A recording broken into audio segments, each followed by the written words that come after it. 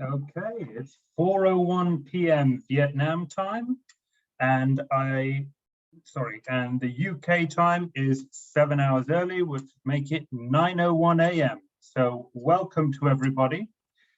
This is an episode focused on, it's a webinar, that's focused on the renewable sector. This webinar is being organized by the Business Center of BritCham Vietnam. The webinar is to attract investments from the UK in this quickly growing industry, from logistics to renewables, from smart city to public procurements.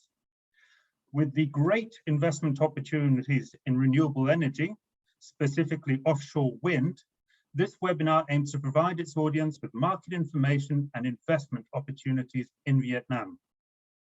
For those of you that know about the solar development and the onshore wind developments in Vietnam, this is a very exciting time to be in Vietnam, and especially hot on the heels of the COP26 in November last year. My name is Alexander Folter. I am the Vice Chair of BritCham Vietnam, and I have the privilege of introducing you to the following lineup. We have a background of consulting, finance and legal speakers. They are all expected to provide actual insights into the opportunities and offer good advice on how to invest in offshore wind projects in Vietnam.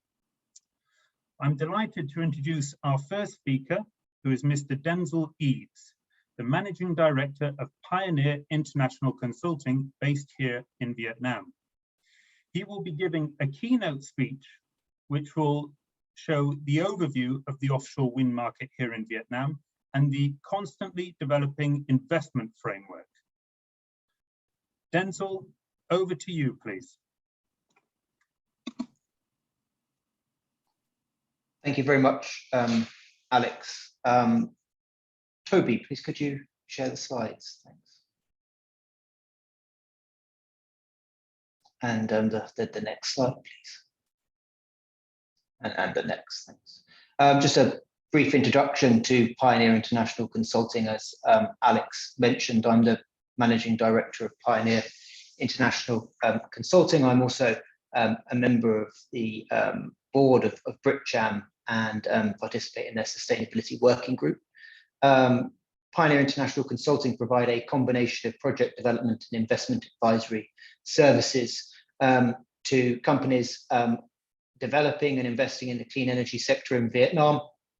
We undertake macro and sector research, monitor and advise on the policy and regulatory framework as it applies to the power sector in Vietnam, devise and implement project and country strategy with respect to clean energy project development, including implementing private and public sector engagement strategy. And then we work with developers closely in the pre-development and project development phases of projects, principally with respect to structuring, advising on the permitting and licensing process, and managing the post-permitting and licensing process. And we also provide transaction and financial advisory services with respect to the M&A activity in the clean energy sector in Vietnam. Next slide, please, Toby. And the next. And so really the purpose of this presentation is to provide an introduction to the offshore wind sector before hearing to the really good panel that we have joining us today. I'm starting by providing just an introduction to Vietnam power sector, really, and where it sits within the context of the country's socio and economic development. Vietnam's seen a rapid growth in power demand in the last 2 decades, driven by very strong economic growth, which is forecast to rebound in 2022 to 6.5 to 7%. And on the back of what you've seen over the last 2 decades, it's forecast that installed generation capacity will double in Vietnam by 2030. So that would see capacity increasing from 69 gigawatts as of sort of mid last year through to 155 gigawatts by 2030. And that estimate comes from the latest assessment under the country's National Power Development Plan. But I think it's important to note some other changes which are occurring in the power sector at the moment. And I think those are really defined by a few different themes.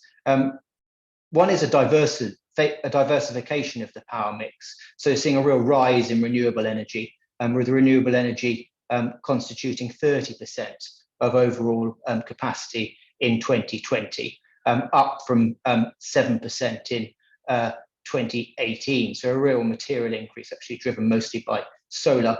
That figure is accounting for small and pumped storage hydro. The second is the rise of the private sector as EVN seeks to decrease its role in the market through its Genco subsidiaries. The private sector is coming to replace it, and the private sector constituting 38% of total installed capacity in 2020. I think the third major theme is the rise and the need for more international finance. Historically, a lot of the power projects would have been financed domestically or regionally, but with the rise of the mega projects coming forward, the need for large-scale international project financing will be very key. And the estimate is that around about 12 billion of investment will be required into Vietnam's power sector in the next decade. 12 billion annually, that is, in the next decade. The next slide, please, Toby. So with that sort of overall macro introduction, where does the offshore wind sector sit within Vietnam? The offshore wind potential in Vietnam is recognized as being really very significant. Vietnam has one of the strongest wind profiles in Southeast Asia, with the World Bank estimating that the technical wind potential in Vietnam is up to nearly 600 gigawatts. The Danish Energy Agency and also the Vietnamese government take a different perspective in terms of current planning, and that estimates the potential of 160 gigawatts, the difference being the technical potential area. And so the World Bank assessment of nearly 600 gigawatts relates to an area within 200 kilometers of the shoreline, the Danish Energy Agency, and that adopted by the Vietnamese government under current planning looks at the area within 100 kilometers. So either way, significant potential for the offshore wind sector in Vietnam going forward, and very strong wind speeds as well. So the best wind potential is really seen in the areas of Ninh Thuan and Binh Thuan, but equally strong wind speeds above 7 meters per second in the south of Vietnam and the north. Next slide, please, Toby.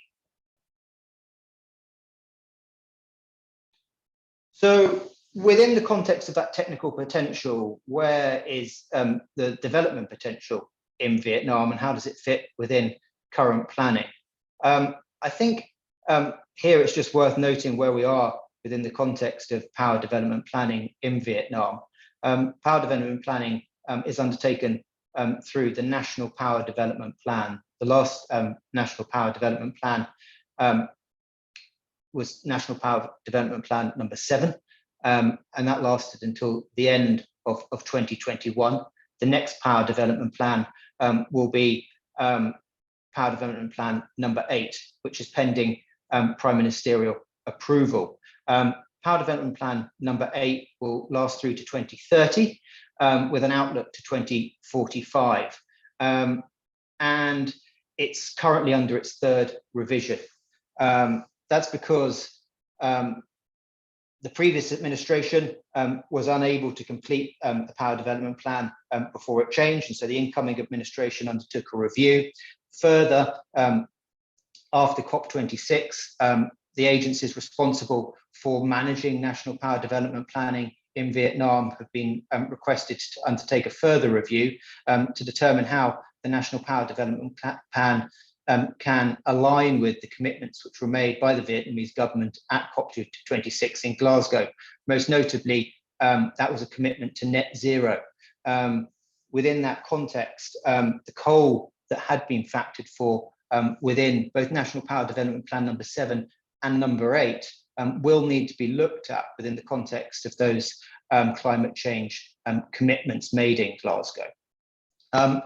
So the figures that I put here in terms of the offshore wind sector are those which reference the latest review under Power Development Plan number 8, which was released by the MOIT in a presentation in November of last year.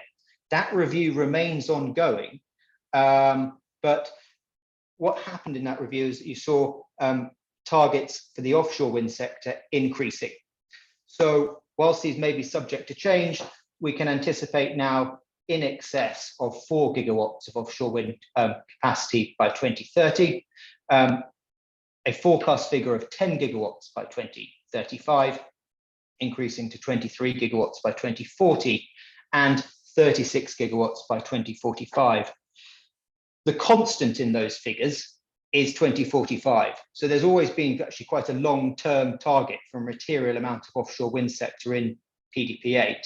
What's changed is how much will be developed in the near term, 2030, 2035.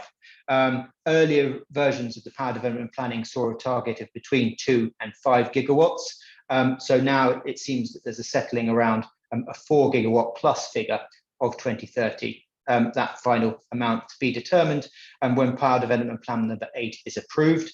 A question of timing, people are now factoring for either later Q1 2022 or potentially Q2 2022. And then I'm just put on that slide as well, where you can see offshore wind capacity within the context of overall total installed capacity there and what proportion offshore wind constitutes. Next slide, please, Toby.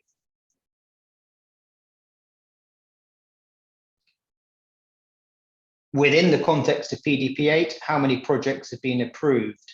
And what is a definition of offshore wind? National Power Development Plan number 8 determines offshore wind projects of those projects with a seabed of more than 20 meters. Under that definition, no offshore wind projects have yet received National Power Development Plan approval in Vietnam. So PDP8 will be the first National Power Development Plan to see government approval for offshore wind under that definition. Within that context, 32 projects totaling nearly 57,000 megawatts were approved as of October. So that's second draft of PDP8.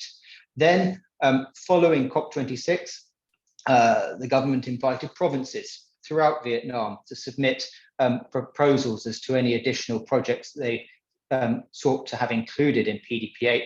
And that actually led to a material increase in offshore wind capacity being proposed for PDP8, increasing to nearly 120,000 megawatts as of early this year, and up to 51 projects. So quite a lot of projects approved now in this current draft of PDP8, but much of that capacity will not be approved. There's simply not the capacity to do so under current planning. Whilst under the earlier drafts of PDP8, a lot of the proposed capacity was being focused around Binh Thuan and Ninh Thuan. With that new wave of proposed projects, we're seeing areas of development emerging in the north and south of Vietnam as well, such that when we looked at that earlier slide, we're not just focused around those areas where the wind speeds are best, but where there is still decent and technical potential for offshore wind development in Vietnam. The next slide, please, Toby. So who is operating in the market? What do those planned projects translate to in terms of actual project development? This slide seeks just to demonstrate some of the larger projects in Binh Thuan and some of the major developers which are associated with those projects. And they're listed on that slide: Ørsted, Macquarie, Enterprise Energy, Copenhagen Infrastructure Partners, a representative of some of that large-scale development which is being seen in BINT1. As mentioned, there are significantly more projects proposed. These are perhaps some of the more established and larger projects which are currently under development in Vietnam. The next slide, please, Toby. I just wanted to touch on then what the key policy and framework issues are against that macro context. And I think our other speakers will look into this in more detail, and we'll have some time to explore the issues more in the panel discussion. I think if you're a developer, if you're involved in the supply chain, you're perhaps looking at some short-term and medium-term issues with respect to the sector. I think the first short-term material issue is PDP8. How much offshore wind capacity will be approved in PDP8? And how will that national capacity be allocated across the country to provinces and to projects? Further, what is the timing for the approval of PDP8? I mentioned Q2 2022 is currently expected, but it's very possible that's delayed until later in the year. Second major issue, what's going to be the incentive mechanism for offshore wind going forward? Along with the solar sector, onshore and offshore wind sectors benefited from a feed-in tariff. That feed-in tariff expired on the 1st of November last year. So will there be an extension of the feed-in tariff for offshore wind, or will the government choose to move to an auction process? That's yet to be seen. MOIT are currently undertaking a review of that. I think we'll hear from Ørsted and later on this issue in terms of the benefits of the FIT extension and or a transition to auctions and the appropriate time for that. Then there's the investment framework. If you're coming into Vietnam, how are you going to develop that project? How is that project going to be structured, and what are the options available to you? Two main options. Either you can go for an IPP framework under the investment law, or you can look to a public-private partnership arrangement under the PPP law. Generally, I think most developers are factoring for the fact that projects will be developed on an IPP basis under the investment law. Different factors come into that, not least the open bidding, which is a mandatory requirement under the PPP law, but also because of the basis on which some of the early projects have been applied for and national power development planning, which form the basis for those projects. I think, and then the question within that investment framework is the IPP framework for the offshore wind sector in Vietnam fit for purpose? Or is policy and regulatory reform going to be required in order that the IPP framework is bankable? That leads to a couple of related issues, which is grid development. How can the grid be developed by developers in Vietnam in parallel to the project, or as an integral part? And also, what are the major bankability issues around the IPP framework? So primary one is a PPA that's not really suitable for international project finance as it stands at the moment. And the legislation as it relates to the required PPA for wind development in Vietnam does need to be amended. The problem is that you can't negotiate the PPA under the current framework. So how do we move from this position of the bankability questions around the PPA issues relating to termination, curtailment, change in law, governing law, no take or pay provisions? Quite a lot of the changes are required to that PPA. How do we move from that to one which can be negotiated and to allocate the appropriate risk allocation between the state and developers? And the second is where we look at how projects have been developed to date under the Build, Operate, Transfer framework, which have had recourse to forms of government support. To what extent will those forms of government support, they're called government guarantee undertakings, be available to developers under the IPP framework? So the investment framework, the bankability issues, the basis on which projects are supported by the state going forward, some material issues in the medium term for developers to consider. And then following PDP8, there's some near-term project development issues in terms of how will you, as an investor, be able to develop the projects which have been allocated approval under PDP.5. So what's going to be the applicable investor selection process to the project as it relates to the province where you're seeking to develop your project? And will that be a competitive selection process? Will there be an open bid mechanism? The investor selection process becoming a very real and present issue for developers following PDP.5. And how are you moving your project forward, engaging with national level agencies, the Ministry of Industry and Trade, MONRA, with respect to sea use assignments, and on a provincial level with relevant people's committees and the departments therein? How is that overall project development process being progressed with national and provincial level engagement? And then perhaps a medium or slightly longer term issue, how will marine policy and planning fit into the development of the offshore wind sector going forward? The government is undertaking at the current moment a overall programme for marine policy and planning, of which the offshore wind sector will form an integral part, but the basis on which national power development planning and marine planning interrelate going forward is going to be a really material one for the sector to develop going forward. So I just wanted to touch on those 6 issues. We'll look at these, I think, in more detail in the panel discussion, and hear both from UKEF, Standard Chartered, and Ørsted on some of those bankability issues. So that's the overview. Just the next slide, Toby. I was in the event we can provide further information on these issues, I'm happy to provide attendees to the call with a copy of our guide, which looks at some of these issues in more detail. And you can obtain both a copy of a slide from this presentation and this guide just by emailing Toby or myself. So thanks very much, and look forward to discussing more with the panel after their presentations. Thank you. Thank you, Denzel.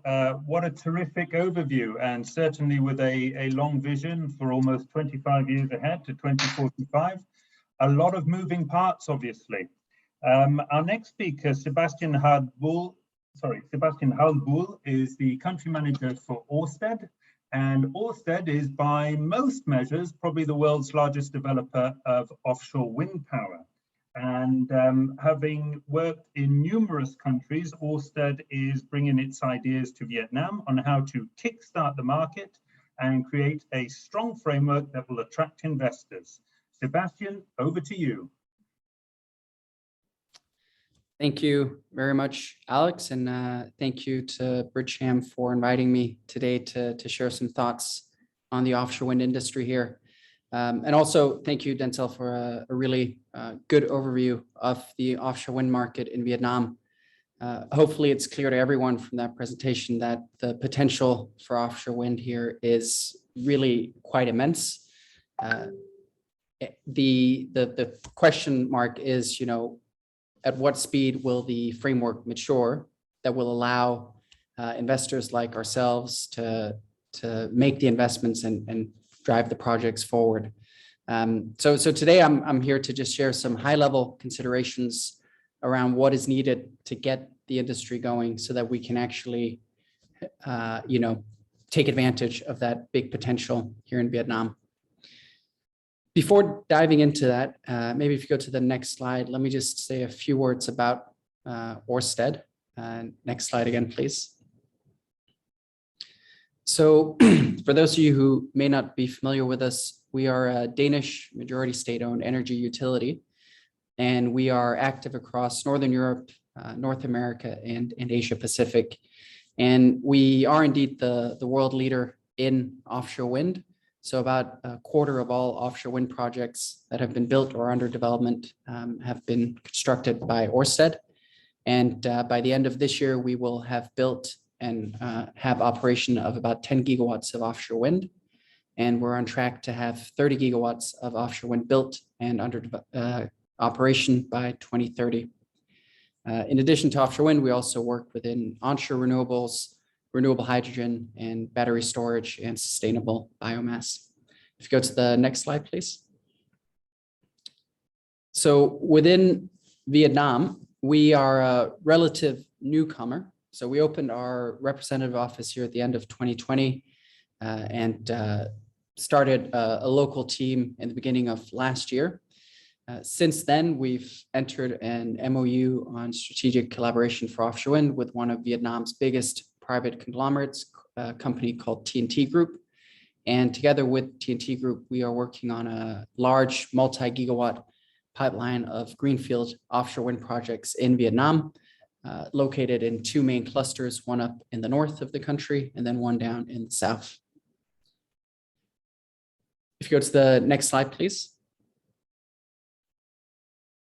I wanted to also just add a few words, on what makes offshore wind different than other renewables. And one of the key things is really the size. So offshore wind is utility scale renewable energy. So by utility scale, we mean the modern offshore wind farms that we're building around the world now are getting above 1 gigawatt in size. So the world's biggest offshore wind farm is a 1.2 gigawatt project in the UK called Hornsea 1, which we finished constructing in 2020. Now that single wind farm produces enough power a year to meet the annual demand of 7.5 million people here in Vietnam.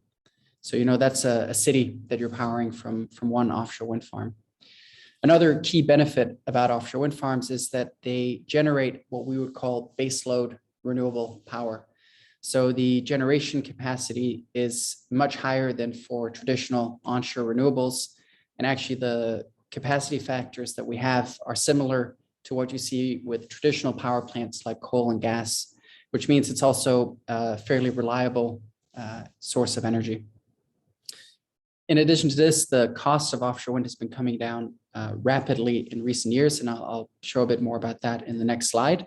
And the projects, when we build them, they are really an economic engine.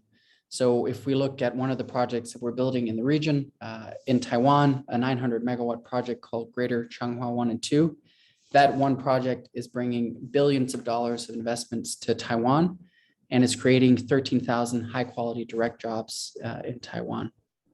Finally, being located off the coast and often, 30, 40, 50, even 80, 100 kilometers off the coast means that we don't have that many neighbors. So that also means that they tend to have less NIMBYism issues than what you might be familiar with or expect from traditional renewables. If you go to the next slide, please.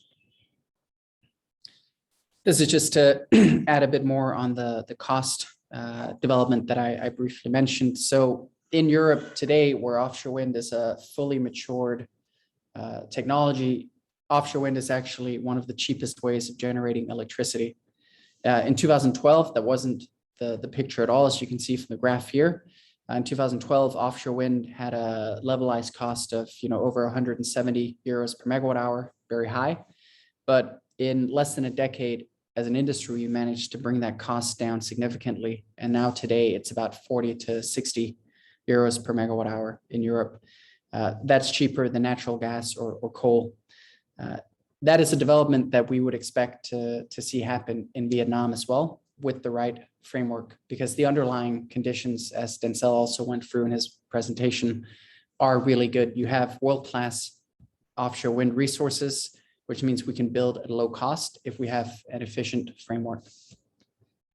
So for the rest of my presentation, I will just share some perspectives on, at a very high level, what could the Vietnamese authorities do to really get this industry going? And of course, with regulation of a complex industry like offshore wind, there's a ton of details. So I've tried to kind of just focus on the really big things. So if you go to the next slide, please. So basically, we say that the optimal regulatory framework for offshore wind has 4 no regret parameters. The first is to provide the market a long-term pipeline through ambitious national targets. The authorities are working on this at the moment, and the first major target would be the 2030 target, which is currently somewhere between 4 and 5 gigawatts. That is a decent way to kickstart the market, but actually, given the potential of offshore wind, we think, something even higher like 10 gigawatts would also be realistic and could help get the market going faster and also bring cost reductions faster. The second thing is to have a sound pre-qualification system based on experience and financial capabilities of the investors. This is important because offshore wind is complex. It is, very vast engineering, 50 kilometers into the ocean. You're dealing with components that are thousands of tons. It is high-tech electrical design. So you need somebody who knows what they're doing, and you need somebody who has done similar large-scale projects. Otherwise, you have a high risk of basically projects not being finished or getting abandoned. The third thing is to kickstart the market with low-risk revenue mechanisms to build experience and the foundations to have an efficient auction system. And I'll talk more about this point later on. And then finally, you need an effective, transparent permitting system. So permitting, again, for a vast infrastructure project like offshore wind in any market is complex, but we see that, in some countries we can build a 1 gigawatt offshore wind farm from start to finish in 6 years. In other markets, it might take 10 or 12 years. And really what makes the difference is not how long it takes for us to do the design or build the offshore wind farm. It's how many years we have to spend in the permitting process. And of course, if you're spending 6 or 8 years compared to maybe 2 or 4, that adds a lot of uncertainty. It adds a lot of cost. So having an efficient permitting system is really important. And some of the markets that have done this very well include, Taiwan, the United Kingdom, Denmark, but also you could mention Germany or the Netherlands. If you go to the next slide, please. So auctions is a very effective tool, and they are a very effective tool, but they do require certain conditions to work. These include a well-established and experienced local industry with developers and supply chain companies in the market that have done this before. And you also need the regulators to have experience to able to have made an efficient regulatory framework. And in Europe, our experience with auctions showed us that we needed to learn to walk before we could run. In fact, some of the early markets in Europe, when they went from a feed-in tariff system to an auction system, they actually saw prices go up because the market wasn't quite mature yet. If you go to the next slide. So what we recommend is what we call a phased approach. And this helps build know-how and supports the creation of a strong domestic market. And by a phased approach, we mean this three-step approach. So phase one is what we call the quick start, where the government can, through directly negotiated contracts, they can award a number of key flagship pilot projects that basically will bear the brunt of testing the existing regulation. Those early projects will find out where the key pain points in the regulation are, and will give both the industry and the regulators experience to improve on. Once you've done this kind of quick start, you can then lay the foundation for a more competitive business environment with something like a fixed tariff scheme that allows an additional number of projects to come online under quite clear and clearly mapped out frameworks.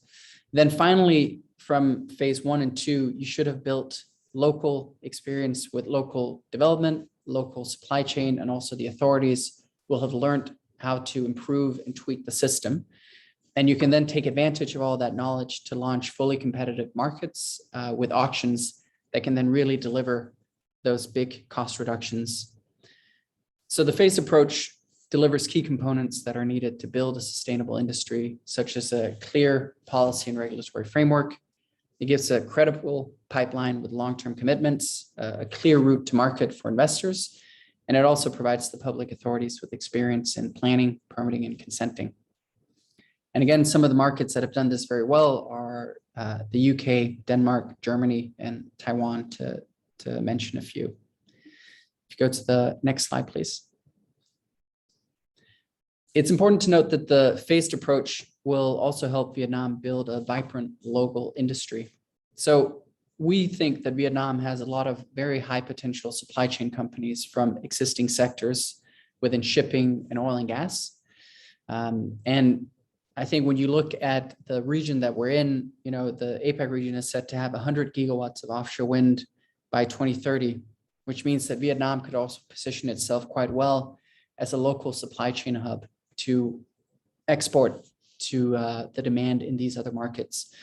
But in order to create this local industry, both through local players, but also for us to bring international suppliers within offshore wind to invest in the market, we need a strong local industry. If you go to the next slide, please. And this is where these no regret parameters that I mentioned, such as clear targets, a credible pipeline, a framework that is transparent, are really important. And they're important not just for Ørsted and other investors like us, but also for supply chain companies, both local and maybe some of the ones who are joining us on the call today. Because I think it's important to remember that for the suppliers to become part of this industry, they often have to make very big upfront investments. And if we look at some of the big scopes in offshore wind, you know, factory to manufacture these parts can cost anywhere between $60 million and up to $1 billion for some of the really big scopes. And of course, supply chain companies are not going to make those investments if they don't believe in the market.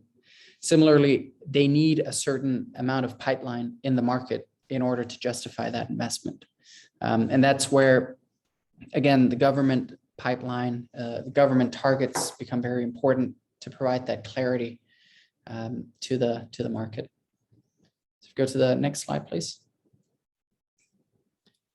So in summary, we believe that the following things are key to Vietnam unleashing the full benefits of offshore wind. The first is to adopt a phased approach and transit to auctions over time. The second is to establish fixed ambitious targets to drive investments. As mentioned, by 2030, that could be 5 to 10 gigawatts. Thirdly, we need to establish a stable and transparent regulatory framework because this is really the engine that will power projects forward. Today, as Denzel went through in his presentation, there's a huge amount of early development projects, and Ørsted, together with TNT, has many of those as well. But in order for us and our peers to move from that early stage of development to actually start making real progress, to start making big investments, to start working with supply chain, to submit orders, to start construction, we need that clear framework that will move, that allows our projects to move forward. And then finally, offshore wind is complex. So we think it's important for Vietnam to take advantage of 30 years of international experience. That goes both on the investor side with companies like ourselves, but I think also it's important on the supply chain and offshore wind services side. And again, this is something that we have tried to do a lot of in our other markets. So in Taiwan, for instance, Ørsted helped set up at least 5 big partnerships between international suppliers and local suppliers that wanted to enter the industry. And we would look to try and support something similar here as well. And this is also part of our approach. This is why we've partnered with a local company as well, so that we can share our experience with a big local player. And then, of course, at the same time, learn from them about how to successfully develop energy projects in Vietnam. So if you go to the next slide, that's the presentation from me. So thank you very much for listening. Sebastian, what a fantastic set of slides. Thank you very much. I believe that Vietnam is very lucky to have investors such as Ørsted interested in the offshore wind development. So thank you. And I hope that these steps are forthcoming in the coming months and years. We'll be watching very closely. And in particular, of course, is the legal framework around the development of the frameworks. So our next speaker is Mr. Tan Yuan from ACSV Legal. ACSV they're a multidisciplinary law firm, so they work with numerous different sectors and industries. And Mr. Nguyen is going to share a little bit of an update on the wind energy framework. So over to you, Mr. Tan. Thank you, Alex. Hi, Joby. Can you move to slide 7, please? 7. Okay. Hello. Back to 7. Regulatory framework. Yeah. Hi, everyone. I would like to share some about the regulatory framework in Vietnam. Generally, general foreign ownership registration for a foreign investor to invest in the energy sector in Vietnam. It means that foreign investor can hold 100% of the total charter capital in the project company in the energy sector. And a project company, a wind power project, depend on the structure, may also be subject to various regulation from the investment to operation state. And of course, acquisition of the existing power company is possible in Vietnam. There are viable procedure for foreign investors to acquire an existing company in Vietnam. And the procedure is very straightforward. And with respect to the offshore wind power, specific and comprehensive regulation is on offshore wind is still under construction by the legislator in Vietnam. So it will take time for the legislator in Vietnam to publicize the new regulation on offshore wind power.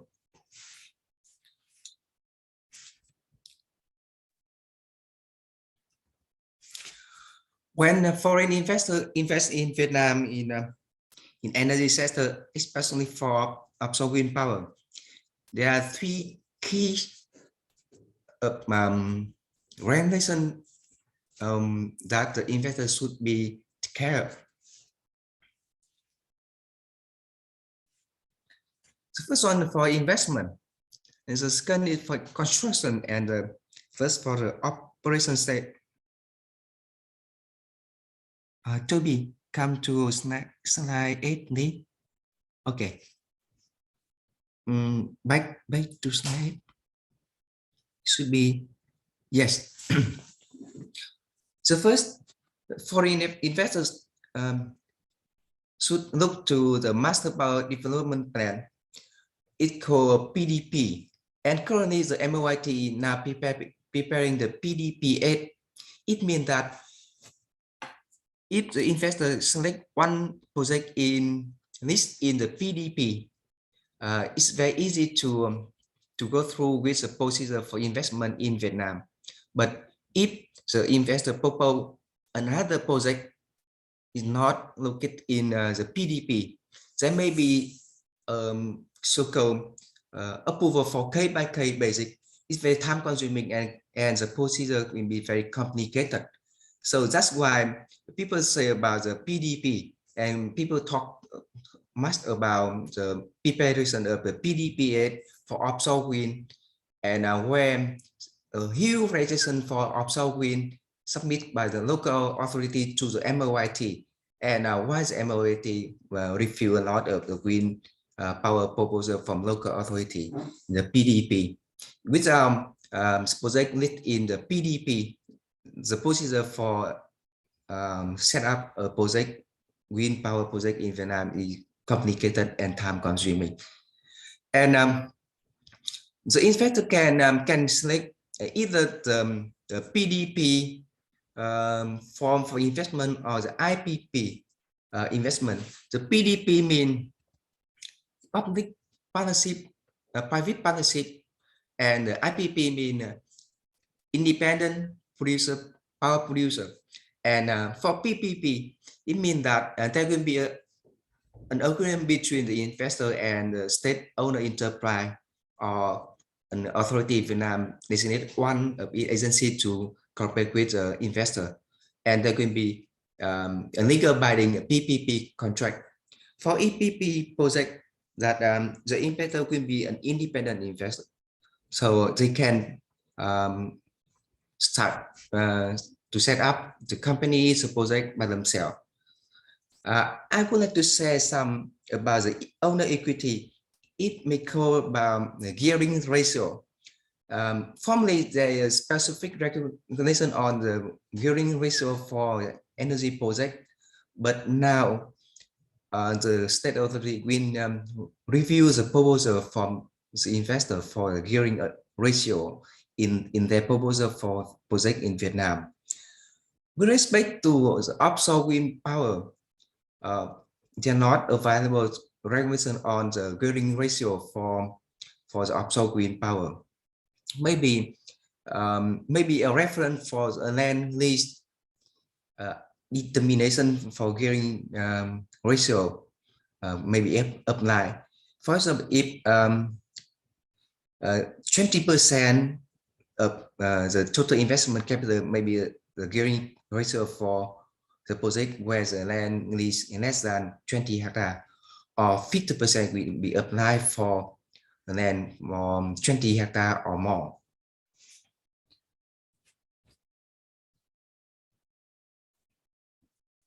And for investment in Vietnam, the investor needs to go to a certain procedure. For a PPP project, that will go to the tendering procedure, and they will be required to obtain the policy decision, PPP investment approval, and enterprise registration certificate. As the last one, to sign PP contract with the state enterprise. With respect to an acquisition for existing company in Vietnam, so currently the procedure is very straightforward, that the foreign investor who decide to acquire an existing company in Vietnam to get an approval from the licensing authority, and to amend the existing enterprise registration certificate, and then amend the investment registration certificate or investment policy decision with respect to the project.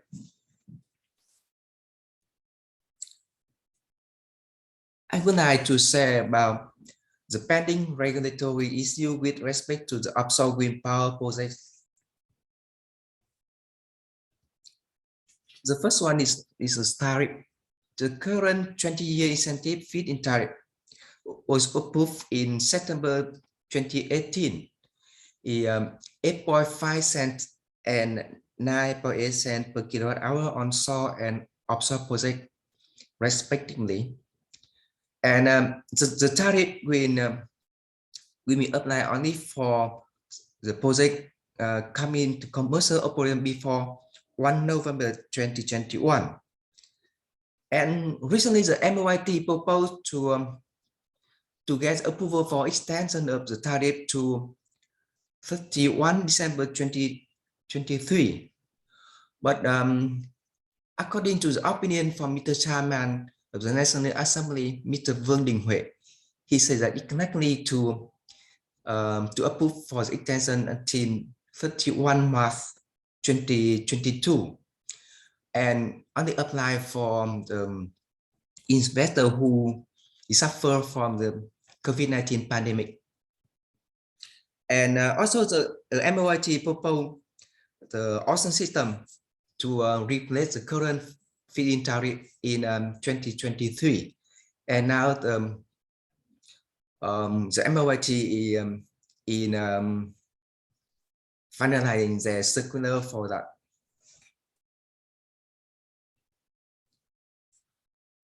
How is the challenging issue in regulatory matter? It means that the PDP8 recently there are 250 offshore wind power, and of which there are 3 more offshore wind power proposed by the local authority to the MOIT to include it in the PDP8.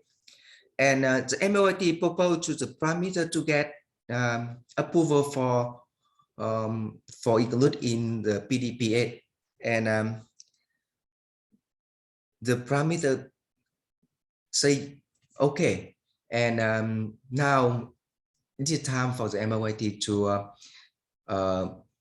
work on the PDP8 and resubmit the draft of PDP8 to Prime Minister again. And per our experience, it takes now for three months, and it may be in June or July this year that the MOIT to resubmit the PDP8. And we will wait until the new draft of the PDP8, whether or not there are more offshore wind power in comparison with the current one or not. And there one important thing about the marine spatial planning. It means that for offshore wind power, it's very important to identify what is the location that have the less risk of environmental and social impact for the project. It means that if they are available, the assessment of the low risk for the environment and social impact, that the project can go smoothly. Yeah, and the currently the authority in Vietnam are working on a legal document to provide a regulation on the leasing and permitting process for the sea area. It means that they will define the onshore, offshore, nearshore, and also the seabed and sea surface, and to determine the rental itself. The procedure for issuing the sea area lease is very important. Currently, is not available, and the authority now working on case basis for this. And we all know that the offshore wind power is very competitive, and so that the authority in Vietnam is now working on to issue more attracting incentive policy for offshore wind power. And with respect to the infrastructure, that the electricity facility in Vietnam is now in shortage, that it needs to be upgraded and invest more. So it is a discussion from the authority of Vietnam to pay attention for the national power grid. This is my end of my presentation now. Thank you for listening. Mr. Tan, thank you very much for your insightful presentation. Our next speaker is Mr. Andrew Nelson, who's the Director of Clean Growth at Standard Chartered. Now, Standard Chartered have been present in Vietnam for a very long time, I believe since the beginning of the last century. And they're one of the only banks who has first-hand experience of working in the offshore sector in Vietnam. So over to you, Andrew, and look forward to hearing from your experiences. Thanks, Alex, and pleasure to meet everyone today and giving us your time. I'm aware that we have one more speaker and kind of press for time, so I'll go through this a bit quickly, but of course, if there's questions, then happy to take those afterwards as well. Standard Chartered, as was mentioned, is a UK headquartered bank listed on the London Stock Exchange. We are very strong in Asia. I'm based in Singapore, where we run the region out of, and we've been pretty active in Vietnam for over 100 years now. We are actually had a presence there as well.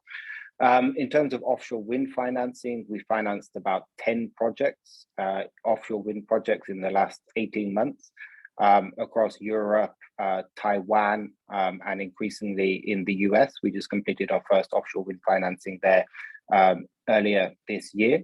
And we're looking at various geographies across Asia for new capacity in places like Japan, South Korea, the Philippines, and of course Vietnam as well.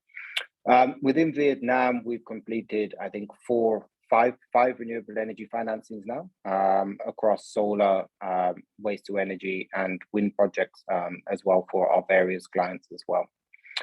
So if you can turn to the next page, Toby.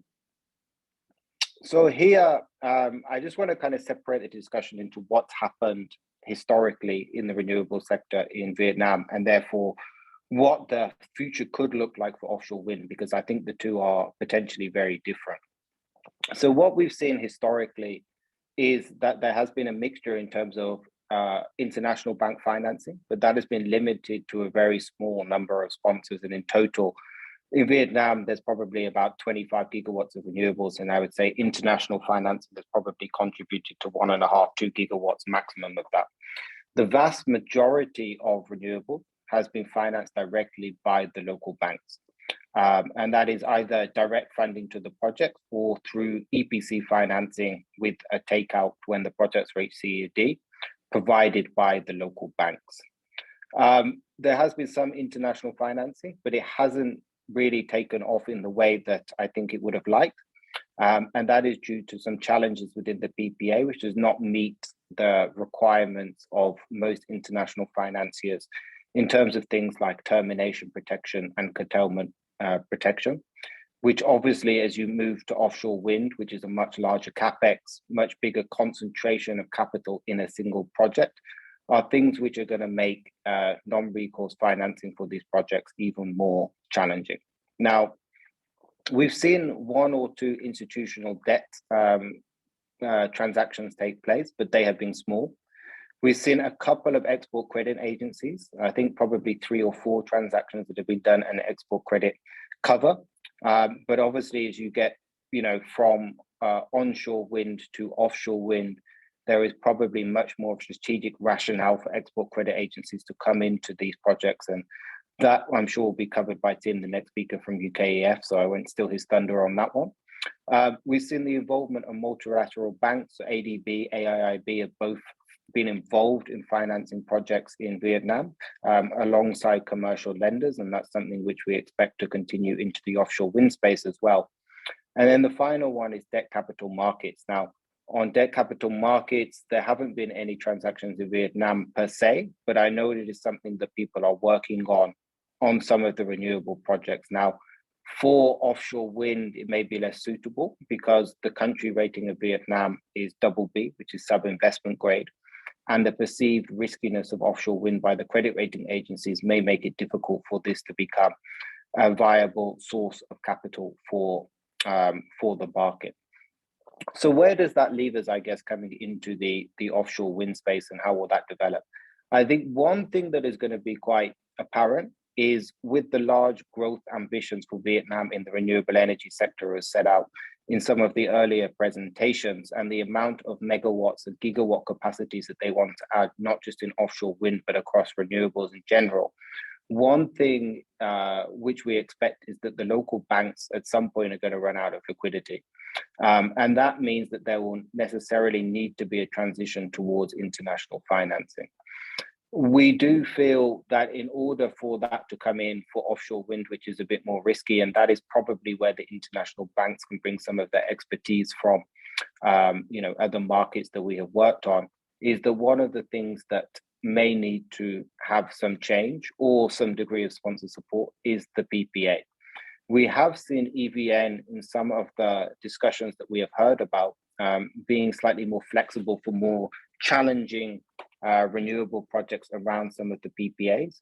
And that is something which I think, in order to mobilize the international liquidity, is something which will need to be explored in this sector. Then if you move to the next slide, I just want to spend a couple of minutes. I don't want to go through each of these ones one by one. But I think the other thing that we just want to point out is that, there's lots of other things that need to come together in order to make a project bankable. It's not just the PPA that everyone talks about. We've touched on things like liquidity, VND versus US dollar debt. One of the other things that's very important is around the infrastructure being in place, the availability of laydown areas in ports, the availability of ships, which are not necessarily in this region, and the whole value chain coming together there. On the cost side, obviously, these are very expensive projects from the scale that they are. we would require, or banks under a project finance structure would require some sort of sponsor letters of credit or visibility on the equity coming into the projects as well. And that's where we really welcome some of the international parties partnering with the local players. You've also got things around in environmental and social impact, which are obviously extremely important in the offshore wind space. And for all of the projects that have been developed in Vietnam today, they may not be up to international standards that international lenders need. You've got things such as the reserve accounts that need to be made for the additional complexity of offshore wind. So I think just to highlight that you hear lots of noise around Vietnam around the PPA, but I think there are a lot of other things that also need to come together in order to make these projects bankable.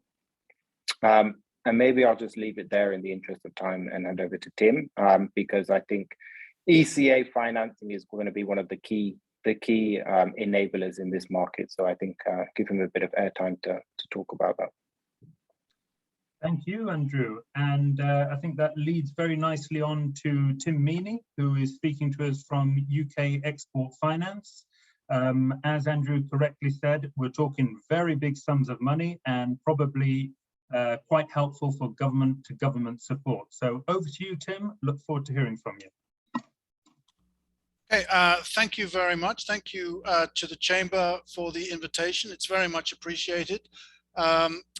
Thank you to Andrew for not stealing the thunder, but I have to say that each of the speakers preceding have been remarkably comprehensive in terms of the coverage. So I am going to struggle to avoid repetition in many areas, but perhaps that sort of represents the overall condition that the points being made are common interests, common concerns, common objectives, and are not limited to the an export credit agency review or a commercial bank review or a sponsor development perspective. They are common objectives moving forward. I also take sort of Andrew's point regarding the PPA. It's certainly not the only component, but it is probably the most visible component, and as a signal of moving in a direction which is compatible with where we hope to arrive in terms of an international standard, and I say that very sort of loosely, a standard which permits the most competitive sourcing of international finance, whether it's equity, whether it's debt, whether it's ECA. That I think is what we're looking for to drive a very competitive source of power for Vietnam going forward. In terms of background, and I'll try to be brief, UKEF, like Standard Chartered, established for over 100 years, although not in Vietnam, unfortunately. We're the oldest export credit agency. We're here to support UK exporters, but also their overseas clients. So we have a very well-established international network of international export finance executives, of which I am one, based in Manila, whose principal focus is sourcing financing opportunities with very much a sort of focus on the client rather than the UK exporter, which is very much taken care of out of London. We have a very strong track record both globally and in the region in offshore wind, and we very much hope to continue this in Vietnam as the platform evolves. Next slide, please.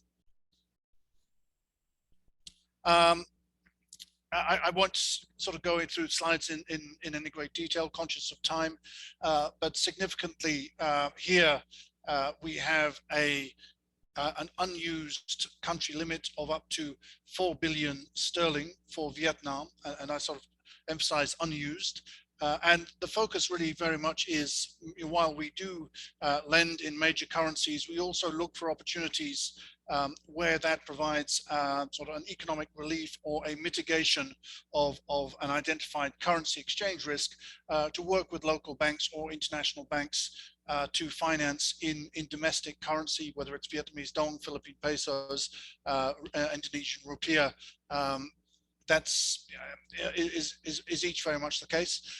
So I think in the sense that we seek to ameliorate, particularly that sort of currency risk through the tariff, whether direct or indexed, that is somewhere where UKEF is very much prepared to present support.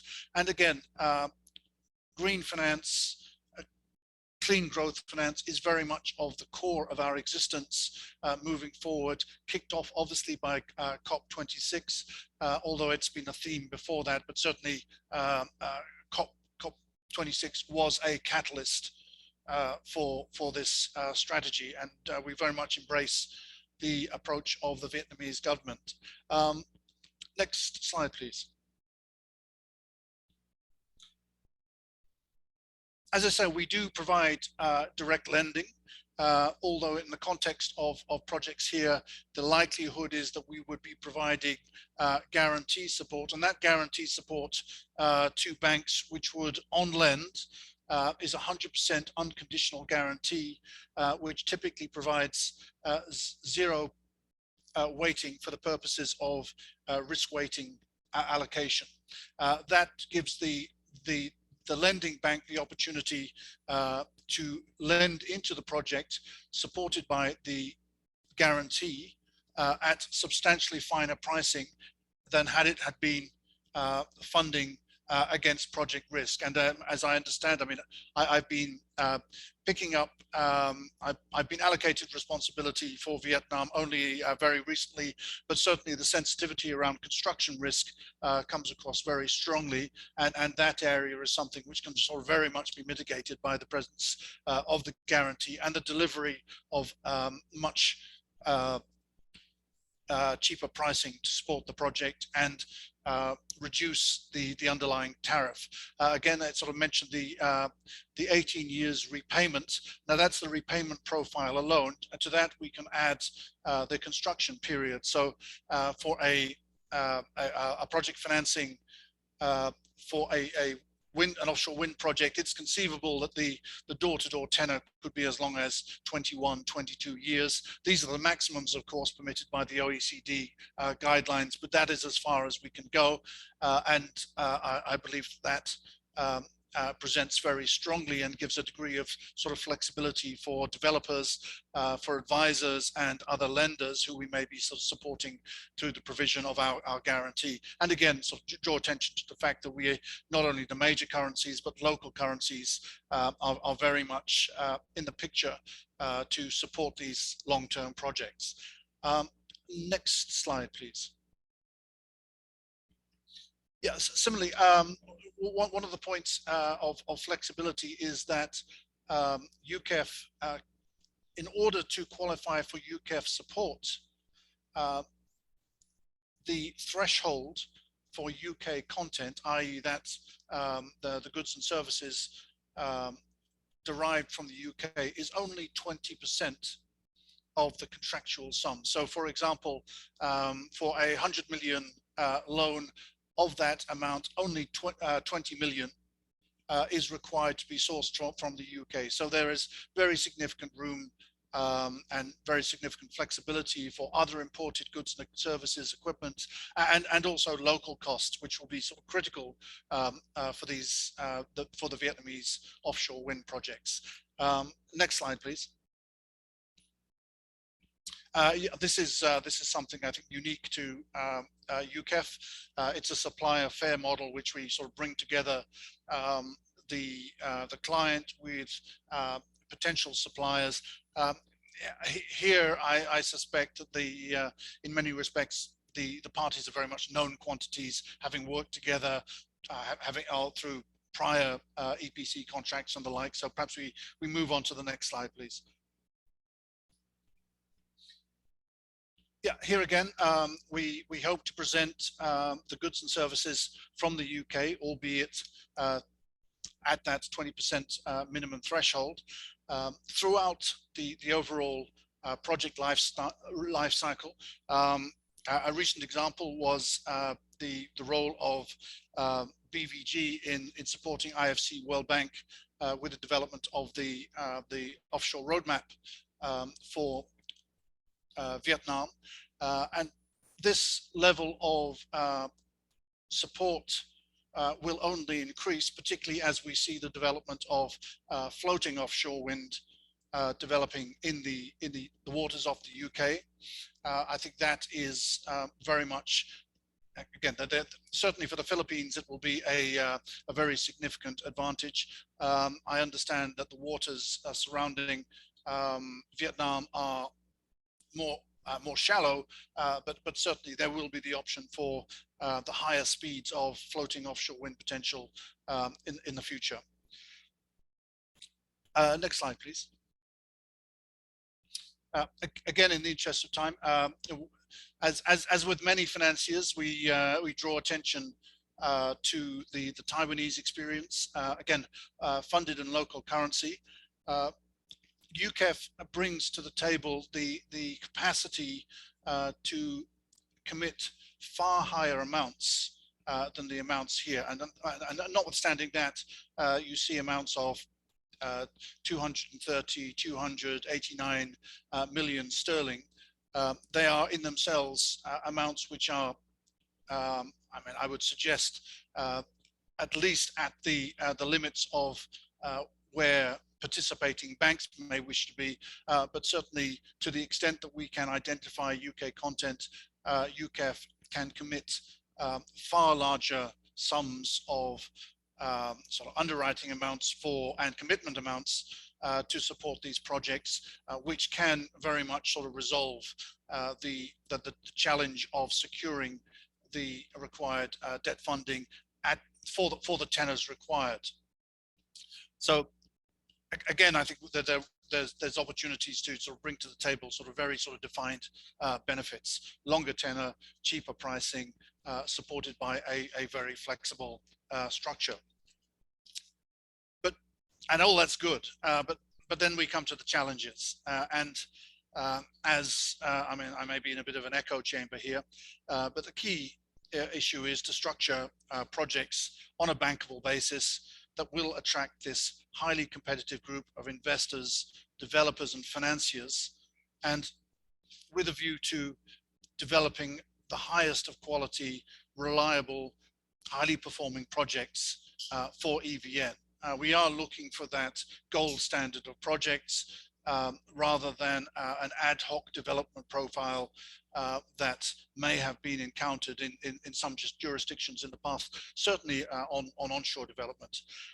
This does not necessarily mean we are seeking a perfect alignment of risks and responsibilities in a project, but it does involve clear and appropriate risk allocation to the parties on the basis that the risks are allocated to the party which is best able to manage them. And obviously that's something of a cliche, but it's a cliche which has survived. And again, probably a little bit of a repetition creeping in here. Let's not forget, as both Sebastian has mentioned, as Tan has mentioned, the development of offshore wind is a very different proposition to onshore solar or onshore wind, and existing borrowing structures, in particular structures involving local bank guarantees, etc., may have limited application for a large offshore wind development supported by hopefully substantially longer debt tenors than has been achieved so far in the market. And bankable projects obviously require that transparent legal and regulatory framework, together with a clear and objective project contracts containing that equitable distribution of risk and, importantly, an equitable return on the projects. In the case of Vietnam, this is obviously an evolving process, and I'm certainly learning this in the week since I picked up responsibility for the country, and we do await the finalization of BDP.5 with great interest to determine how the market will develop thereafter. But UKEF, like other financing agencies, like other developers, is very keen to support the government of Vietnam in maximizing its offshore wind potential on the most competitive basis. But in order to do that, we do feel as though there are key criteria, and again, so referencing issues around the PPA as signals to that the direction is the right direction, the creditworthiness of the off-taker, management of curtailment risk, addressing termination risk issues, change in law issues, and all the issues around currency, indexation, availability, and convertibility. None of these issues are new, and all of these issues have been dealt with in other projects. So I don't think we're addressing any resolution of contracts which hasn't been satisfactorily dealt with in other jurisdictions very successfully, and has led to a platform of repeat projects, each achieving high quality, but over time developing greater and greater competitiveness and lower tariffs. We, along with others, and I refer to the financiers in the industry, strongly support a fit or fit-like approach for the initial 5 gigawatts, transitioning into an auction process. But we do believe that, as I think Sebastian mentioned much clearly than myself, that the phased approach is critical to the success of EVN managing the process of developing Vietnam's vast offshore wind potential. And next slide, please. And my final piece of repetition, thank you very much for your attention. Thank you very much, Tim. And in light of being in charge of Vietnam for 1 week, that was a great job. So excellent. What really stood out there, of course, is £3 or £4 billion, I think, of UKEF finance ready to come into Vietnam. And if we look at the other presentations, it looks as though we have everything we need to make this work.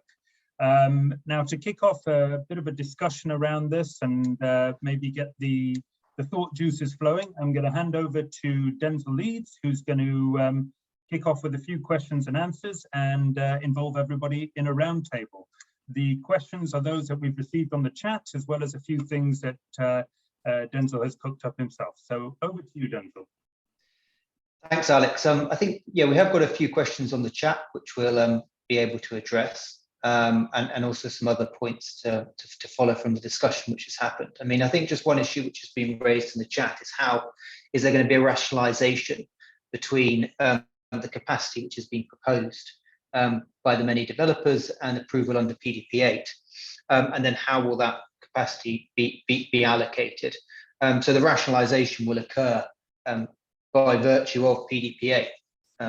There's a cap on the amount of capacity that PDP.8 will approve, and so project capacity approved through to 2030 will then be allocated according to provinces and/or projects following PDP.8 approval this year. So that in itself is going to be the next step in rationalising the expectation and the actual development that occurs. I think we'll touch on some of the other questions in the chat. One question I just wanted to ask the panel from the perspective of Vietnam country risk, and really how Vietnam country risk is assessed, both from a developer perspective and from a financing perspective.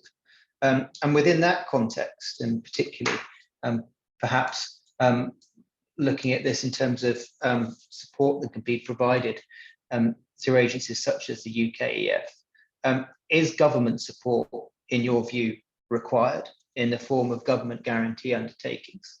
And if it is, what form of GGUs should be provided, and what are the alternatives that might be available in the event that those forms of support are not available?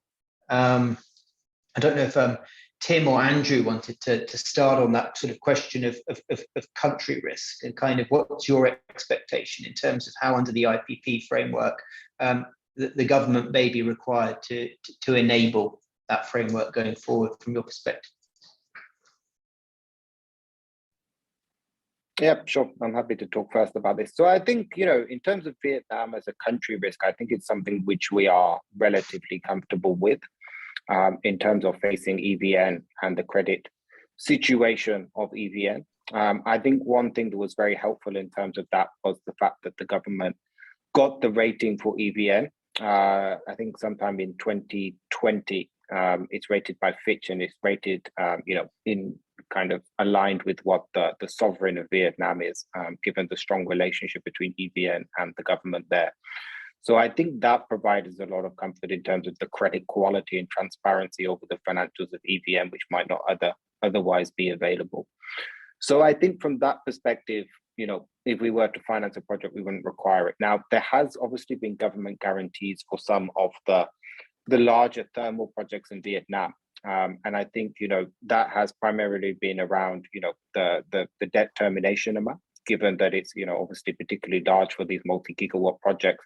And secondly, around currency convertibility, which hasn't necessarily been asked for on renewable projects, but obviously as this sector continues to grow, it's something which could potentially become challenging, I think, in the future, depending on how the government chooses to manage that as well.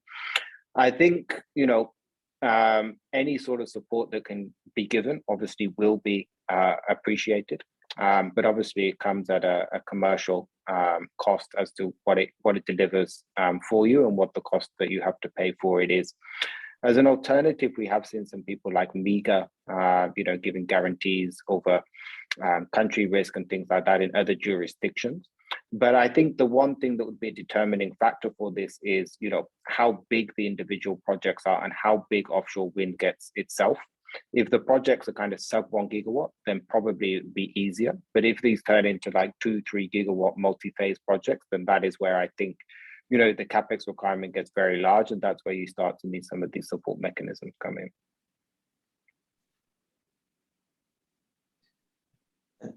Tim, was there anything you'd like to add on that issue? Yes, I mean, from our perspective, Vietnam is an extremely attractive country. I mean, it is where the role of the export credit agencies is most effective in an improving environment where we have the ability to support the mobilization of international finance to support these projects, to support the sectors, to support our exporters. I would hope that our credit sort of country limit of 4 billion would indicate a level of enthusiasm to support Vietnam going forward. In terms of sort of government guarantees and whether it's guarantees, golden shares, however, I think we see this as an evolving process in many jurisdictions in the past. And again, speaking personally, I would rather have a good set of contracts with a EVN in its current format with its current rating than rely on some sort of third party enhancement for an undertaking which ultimately is somewhat in many respects potentially sort of quite illusory, because if you're relying on a guarantee and there's a problem, then it's going to sort of cross default and then it goes away. I think it's in the nature of the evolution that hopefully we can be sort of contemplating a movement towards understanding the sector, understanding EVN, and I think one of the steps we are, and again, speaking sort of personally, I have no sign off and credit on this. One of the steps I do believe we will have to take is to look at these projects, but as Andrew was saying, on an unsupported basis insofar as the provision of government guarantees are concerned.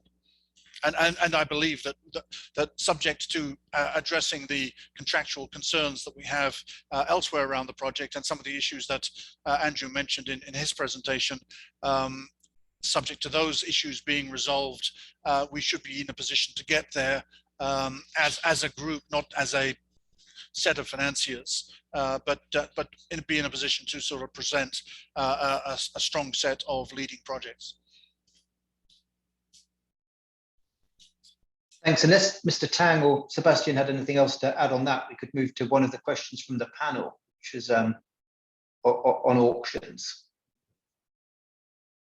I'll move to the auctions question, and this is a question as to whether there's a preference with respect to the form of auction mechanism which is introduced in Vietnam. I think there's a clear preference for an extension for the FIT among developers. FIT's going to provide price certainty in the near term, but in the event that there is a review of that auction mechanism in terms of either being a 2 or a 1 stage process. Sebastian, I wondered whether you had any comments in terms of after a period where there may be an extension of the FIT, if you had thoughts on the form of the auction which might be appropriate for Vietnam. Yeah, for sure. And you know, I think for Vietnam, the ultimate goal should certainly be to get to auctions. I think the main point is just when the market is not that mature, then you probably won't get what you want out of an auction system as the regulator. And that's why we're suggesting this phased approach. But I think once you move to auctions, I think maybe the person who asked the question was kind of having in mind whether we would suggest kind of a Danish centralized system or a more decentralized system like they have in the UK. And I think for a big market like Vietnam that has, 3,000 kilometers of coastline, really a lot of areas where you could develop offshore wind at an attractive rate.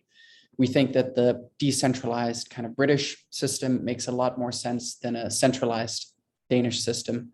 And there's a few reasons for that. One is with this much coastline to choose between, I think it would be quite a big task for MOIT if they had to go in and do detailed calculations and studies on all the potential areas where you could develop offshore wind in order to then come up with the lowest cost sites to move forward with first.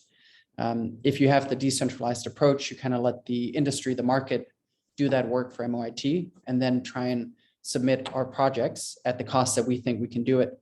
And then MOIT will get project proposals from all over the country, probably, and then they'll be able to choose the most attractive ones. So we think a decentralized model makes more sense here.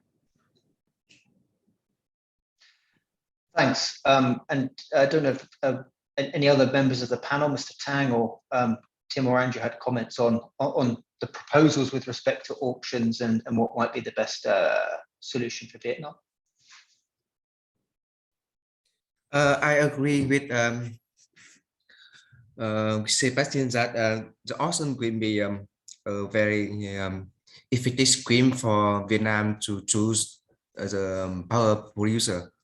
And from legal speaking, that I think decentralized for selection of the seller would be a good choice for Vietnam. Thanks. One question I had for Andrew and Tim was whether we're seeing a shift in the way in which PPA risk is being perceived in Asia, and whether there's actually now more tolerance for issues such as termination risk not being as ideally addressed under the PPA through a predefined calculation mechanism under the PPA. Do you feel, whether it's on termination, whether it's on curtailment or other issues which are real sticking points in the Vietnam PPA, whether you're seeing a sort of change in risk tolerance in other countries in Asia?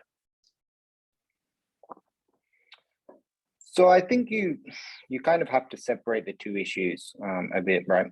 I think, there, in terms of termination risk, I mean, you don't have termination necessarily in all of the PPAs we see in the region. One such example is Australia, But obviously in Australia, you have a corporate PPA market, and if the project, if your off-taker terminates, you still have a backup, which is you can sell to the market grid. That is a bit different in Vietnam at the moment, albeit there are, potential talk around setting up a merchant market, where if EVN defaults, your only recourse is directly to EVN. And obviously you have a different legal construct in Vietnam compared to a lot of the other regions in Australia, in Europe and places where offshore wind is, where you're reliant more on civil law rather than the kind of statute. And I think that also makes a difference as well. Now, the market which is probably the most aggressive on this, I would say, is India, where you also don't have termination in the PPAs, but you have an extremely aggressive banking market. And they can probably, we can probably learn some lessons from them. So it's not a necessity, but I don't think in terms of Vietnam context, people are necessarily there at the moment in terms of getting there. I think in terms of curtailment risk, it's something which can be overcome. So again, if you look at Australia, there is a lot of curtailment risk. It's just labeled as something else, which is called marginal loss factors, right? But it's effectively economic curtailment. And there is much liquidity from many international banks. But what we would really need is, a bit more transparency over the market. So you have seen, for example, in Australia, there were a lot of people who got burnt by this curtailment risk because they didn't know where projects were going to get sited, and the grid evolved in a different way to what they saw. Now in Vietnam, we can make some assumptions, and the BDP-8 moved towards local approval and grid management of where projects are situated is definitely welcome. But as the sector matures and you see a lot of the better sites taken, EVN's coming up with all of its grid plans, where it's going to reinforce the grid and stuff like that. That is something which will hopefully get us a bit more comfortable with curtailment risk. I think the second thing on curtailment is obviously the pricing. The first feed-in tariff regimes were obviously pretty rich by anyone's standards for the technology that they were. And of course, as you move towards a more competitive system and tariffs come down, and below the cost of thermal generation, then that risk of economic curtailment as opposed to technical curtailment also goes down as well, hand in hand. So I don't think we're at the point where we can necessarily accept both of these as a package, but I think the market is moving, somewhat towards that.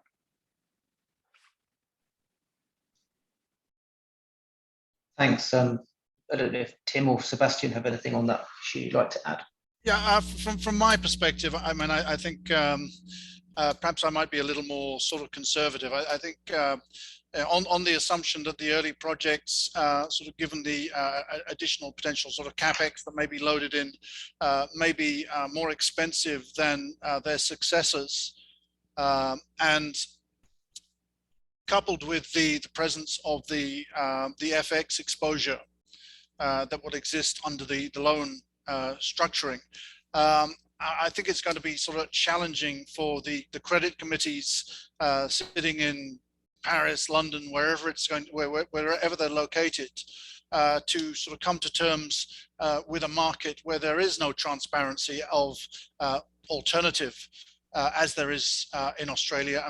We have this. It's a very similar issue in the Philippines, where the WESM is supposed to be this great spot market, but my understanding is that as little as 10% is traded on the merchant market in the Philippines, and the domestic banks at this point won't look at a renewable energy project or any other energy project without it being supported by some form of offtake. And there is a sort of real sprinkling of name lending in there as well, that they expect, if there is an issue, that the sponsors will respond positively and protect their interests. So to the extent that we are moving in the direction of establishing true limited or non-recourse projects, and given the size of the projects we're talking about, assuming that we are looking at these larger than 1 gigawatt projects in the offshore wind sector, I think there's a real risk of substantially diluting the appetite of investors, of financiers, and therefore providing a sort of a lesser product to Vietnam if some of these issues aren't sort of grappled with, and a reference is made to establishment the established precedent in other markets. Although, I mean, I obviously sort of take the points about India, but as Andrew recognised, I mean, it is a very particular market. Yeah, and I think this is a really interesting issue which is going to be explored over the course of next year, with the government very much engaged on the issue of the financing of large-scale projects, ongoing consultation process with different ministries. So I think it is going to be one of which there's active dialogue over the course of this year. The issues are quite well known, I think, to the government. So the extent to which some of those gaps can be bridged as we move forward over the course of this year is going to be interesting. I think this we've got around about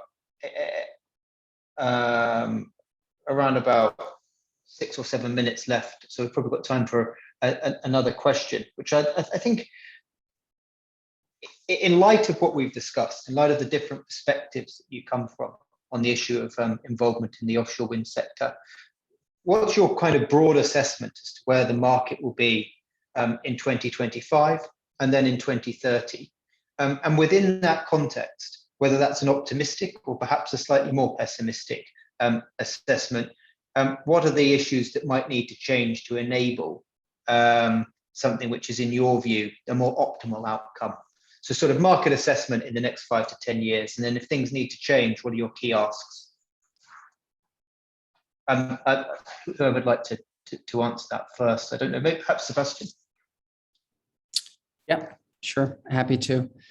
So I think, looking into the future, by 2025, I don't think we will have any real offshore wind projects built, because, in the offshore wind world, 3 years into the future is kind of tomorrow. But hopefully by 2025, Vietnam is at a stage where the regulatory framework is quite clear. We know what the mechanics are that will drive the projects forward. And if that is the case, if between now and 2025, but hopefully with a lot of big things happening in the next 1 or 2 years, then I think by 2030, it is definitely realistic that you could have, 5, maybe even more gigawatts of offshore wind in operation in Vietnam. But the longer we have to wait for that framework to fall into place, the more pressure is going to be on us to be able to deliver projects by 2030. And it's worth just reminding ourselves that an average offshore wind farm, from when you start to it's finished, takes about 8 to 10 years. So we're in 2022, and right now Vietnam is planning in the latest version of PDP-8 for 5 gigawatts in 2030. So we don't have a lot of leeway. We don't have a lot of buffer to actually make mistakes if we want to deliver those gigawatts by 2030. And I think the market potential is just, it's really, really significant. And if Vietnam gets this right, they can start a very big new industry here that can deliver a lot of domestic electricity, I think at very competitive rates. But in order to do that, we need a framework that provides us, the investors, but also the supply chain, with clarity and a framework that is believable. And the PPA that we were just talking about now, I think Tim and Andrew shared some very valid points. And I think for me, the main thing is just the current PPA. Probably it could get some offshore wind projects built, but it will come at a big premium then, because as an investor, you're going to have to put a price on all of those uncertainties. And that will just make offshore wind more expensive than it needs to be in Vietnam. Thanks. Tim or Andrew or Mr. Tang had anything to add on that, just kind of your assessment of where, particularly maybe perhaps with respect to other markets you're involved in Asia, can Vietnam retain its competitive edge? Can Vietnam retain this huge level of enthusiasm that we're seeing at the moment, and will that be realised? Yeah, I mean, I think I can only endorse everything that Sebastian was saying. I mean, the focus really needs to be on the enabling environment to sort of give the I mean, again, to use clear, the ecosystem to allow this development to take place. It's very easy to sort of focus on the big projects, but without the regulatory system, without an understanding of where the way in which the contract's going to lie, I think that seems to me to be the where the major focus of activity needs to be, and you know, a clear timetable of decision making in order to sort of whether it's sort of grid issues. You know, who is going to be responsible for grid connections? Is it going to be all these issues? And I think those are the issues again. Which have been experienced by numerous other jurisdictions. There's not a great deal new about this other than the fact that there are some sort of unique characteristics for Vietnam. But practically, I think that as Sebastian was saying, you know, that is the work that needs to be done. In order for sort of any achievement for 2030, 2035 to be achieved. I think that's right. I mean, not much more to add from my side. I think, you know, Vietnam is obviously where the market interest is in Southeast Asia. The one thing that we're seeing is the Philippines coming up as an interesting market, both in offshore wind and domestic renewables. But I very much echo what Sebastian says in terms of the regulation. And I think the one thing that the government needs to do is quickly come out with regulatory certainty over PDP8 as a whole, as well as, you know, the regulation in terms of what is happening with these projects that missed the deadline for the onshore wind, and how it's going to, you know, deal with those projects, right? Because obviously that is some way to how they may deal with investors in the future, particularly when there was a pretty good excuse for why a lot of these projects didn't reach it, albeit some was their own fault. But I think those two things need to happen over the next kind of 6 months as a maximum, so people can really maintain their interest and confidence in the Vietnamese market. Great. Well, thank you. We're nearing the end of the session, so I think without running over, I'll pass back to Alex for his closing remarks. Thank you. Well, thank you all very much for your participation. We've had a range of companies in the renewable sector watching from the UK, and we've had a lot of local companies here in Vietnam try and understand the dynamics of this market. I'd like to thank Denzel, Sebastian, Tang, Andrew, and Tim for their fantastic contributions toward this webinar. And a gentle reminder that we will have another sector-focused webinar next Tuesday on March the 1st about Vietnam's top foreign direct investment destinations. We often talk about Hanoi, we often talk about Ho Chi Minh City, but Da Nang and Binh Duong are very much on the map, and we'll be talking with representatives from both of those cities. Thank you very much, and have a wonderful evening or late morning wherever you are. All the best. Thank you very much. Thank you. Bye-bye. Thank you. Bye-bye.